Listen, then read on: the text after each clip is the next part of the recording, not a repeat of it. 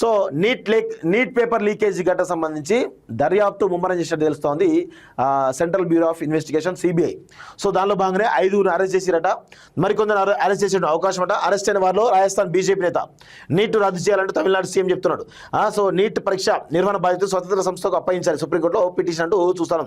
So arrest అయిన వారిలో Rajasthan BJP నేతట. అంటే చూడండి, బీజేపీ వాళ్ళే ఏ విధంగా ఈ యొక్క ప్రశ్నాపత్రాన్ని లీక్ చేసినారో గమనించండి ఇక్కడ.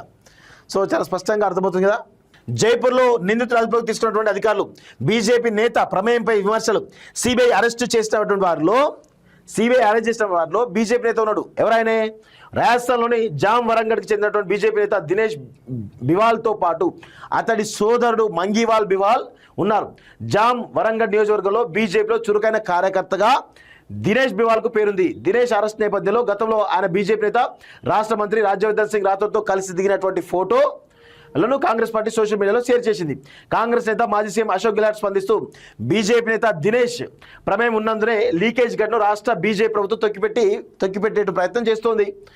ఎఫ్ఐఆర్ ఎందుకు నమోదు చేయడం లేదంటూ నేను 2 రోజులుగా అడుగుతున్నా కూడా కనీసం నమోదు చేయలేదు. పేపర్ లీకేజ్ మాఫియాను బీజేపీ ప్రభుత్వం కాపాడుతోంది అని ఆరోపించారు. దినేష్ బివాల్, మంగిలాల్ బివాల్ సోదరులు బీజేపీ నాయకులని, వారికి ఢిల్లీలోని కేంద్ర విద్యాశాఖతో సంబంధాలు ఉండవచ్చని, ఈ నేపథ్యంలోనే పేపర్ లీకేజ్లో కీలక పాత్ర పోషించారని తృణమూల్ కాంగ్రెస్ చెప్తా ఉంది. సో అర్థమవుతుంది కదా, ఈ నీట్ పేపర్ లీకేజ్ వెనకాల బీజేపీ నేత హస్తం ఉందనేది చాలా సుస్పష్టంగా అర్థమవుతుంది.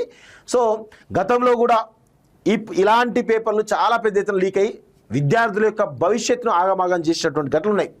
సో దానిలో బీజేపీ అధికారంలో ఉంది కాబట్టి ఇక వాళ్ళకే పేపర్ తొందర వచ్చేస్తుంది. వాళ్ళకి సంబంధించిన ఎవరైతే ఒక పేపర్కి 25 లక్షలు, 30 లక్షలు, 10 లక్షలు అనుకుంటా అందరికి ఇచ్చేసి మొత్తంగా ఈ నీట్ ఎగ్జామ్లో పెద్ద ఎత్తున ముడుపులు 100,000 కోట్ల రూపాయల వ్యాపారం జరిగిందని చాలా స్పష్టంగా తెలుస్తోంది.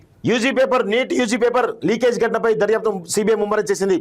దేశవ్యాప్తంగా పలు రాష్ట్రాల సోదాలు నిర్వహించింది. ఈ క్రమంలో 5గురు అరెస్ట్ చేసింది.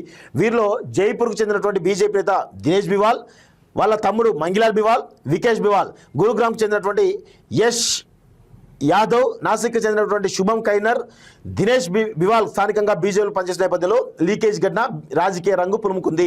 లీకేజీ వెనుక బీజేపీ హస్తం ఉందన్నట్టు విమర్శలు వ్యక్తమయ్యాయి. కాగా కేరళలో ఎంబీబీఎస్ చదువుతున్నటువంటి రాజస్థాన్లోని సికార్కు చెందినటువంటి విద్యార్థి నుంచి పేపర్ లీకేజ్ ప్రక్రియ మొదలైనట్లు పోలీసులు గుర్తించారు. సో ఇక విషయం ఏంటంటే, బీజేపీ నేత ఉన్నాడు కాబట్టి ఈ కేసు ముందుకు పోయేటువంటి అవకాశం లేదు. 100% గుర్తుపెట్టుకోండి.